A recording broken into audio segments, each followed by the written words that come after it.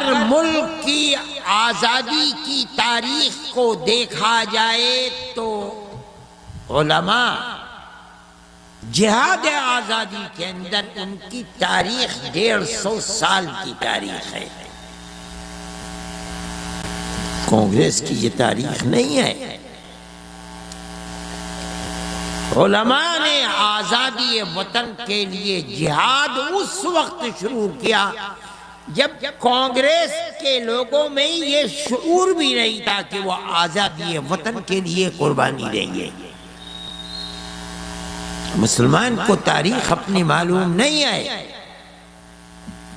جب سن 1799 میں ٹیپو سلطان کو شہید کیا گیا سرنگا پٹنم میں، ان کی لاش کے اوپر انگریز نے کھڑے ہو کر یہ کہا تھا کہ آج ہندوستان ہمارا ہے.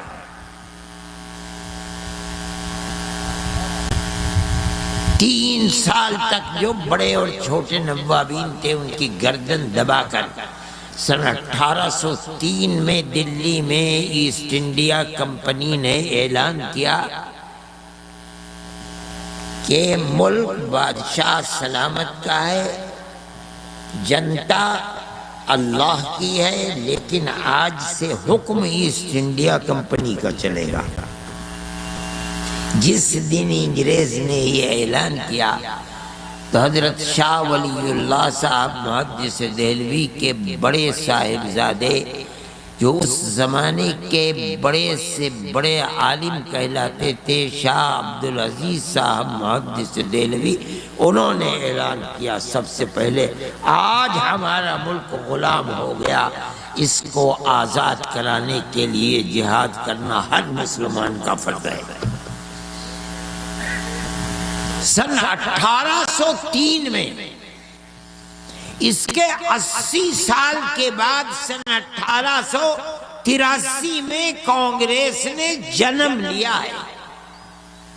کوئی وجود نہیں تھا کانگریس کا. حضرت شاہ صاحب نے یہ اعلان تو کر دیا، انگریز نے ان کو زہر دیا، ان کے جسم پر سفید داغ پڑ گئے، ان کی جائیداد کو قرق کر دیا، ان کے مدرسے کو دفن کر ڈالا. لیکن شاہ صاحب 1 انچ بھی ان کا قدم پیچھے نہیں ہٹا. انہوں نے اپنی زندگی کے اندر ان مصائب کو برداشت کیا، لیکن اپنے خاندان کے ایک چشم و چراغ شاہ اسماعیل شہید اور ایک اپنے مرید سید احمد شہید رائے بریلوی رحمت اللہ علیہما کو لیڈر بنا کر کے آگے کر دیا. سن 1824 میں شاہ صاحب کا انتقال ہو گیا، لیکن یہ دونوں ان کے خاندان کے لوگ، ان کے ایک چیلے اور ایک خاندان کے آگے بڑھتے رہے. دنیا یہ سمجھتی ہے کہ سب سے پہلا جہاد آزادی 1857 ہے، مگر یہ نہیں ہے. سب سے پہلا جہاد آزادی وطن 1831 ہے، جس کے اندر شاہ اسماعیل شہید اور سید احمد شہید دونوں کے دونوں شہید ہو گئے.